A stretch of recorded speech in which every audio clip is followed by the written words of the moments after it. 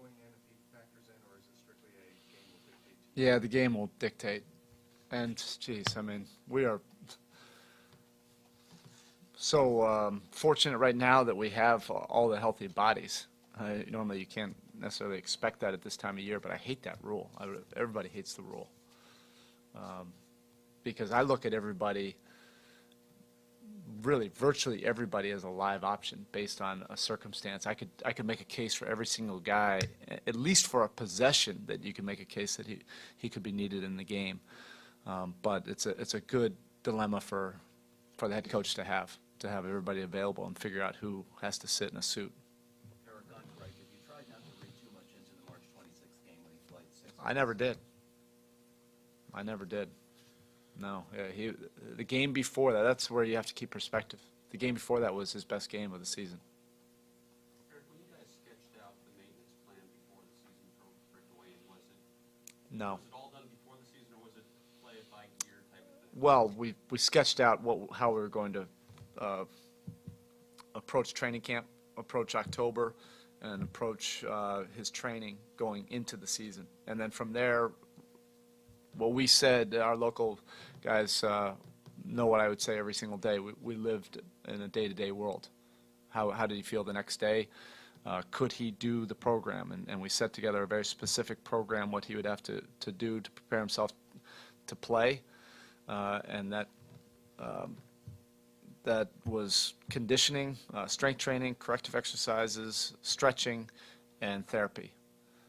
And if he was able to do all of those things plus basketball work, then he could play. If he wasn't able to, then we would sit him. And it was as simple as that. It wasn't a grand plan of okay, this is where we thought he would be 2 months from there. We just knew he wouldn't be able to handle a full workload after the Oscitron therapy at the beginning of the season.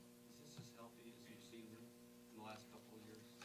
I don't know. He had some stretches this year. I mean, everything was looking great. He was getting stronger. That was the hope, that he would get stronger and healthier as the season went on. Not only healthier, but stronger.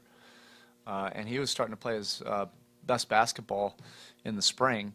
The only setback he had was with the hamstring.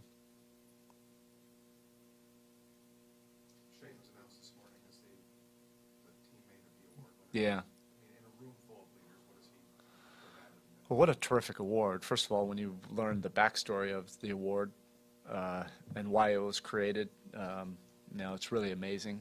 And Shane embodies all of those qualities. I think everybody would agree that you could make a case for a lot of guys in the locker room, but Shane he's the ultimate teammate. Selfless, he'll do whatever it takes. He's a leader. He's playing for his brothers, his teammates, and you can feel it. So it's a great award. Erik, how many players over the years have you had request the level of detail Shane does on paper before a game? He was the first one. He was the first one. Look, it's not like we don't go to extensive lengths with our preparation. I mean, come on, it's not just that goes back 19 years with the culture here. And then to have a player come to us and say, this isn't enough, I need more, it definitely caught our attention. That our staff absolutely loved it. Usually trying to trim things down to get guys to understand that at least the 10 or 15%. Erik, I know sometimes you talk about how it's good to have your players not in their comfort zone, to do things that are uncomfortable, maybe unfamiliar. When LeBron talks about this season being uncomfortable, not knowing whether Dwayne was in the rotation, whether it was in the lineup, whether he was going to play an hour before the game, is that part of what you would say is okay? A player can be I like that. I think all that anxiety can create a positive as long as you approach it the right way. The first positive of it is when you collectively commit to stop making excuses. That's a powerful thing, and it's a human condition. You naturally think of outs and excuses, and in the playoffs, you need to have that mentality probably more than anything. You just have to figure out a way to get it done, and we all went through a lot of anxiety and not knowing during the regular season, and that produced something different from us. in the spring, we went through a lot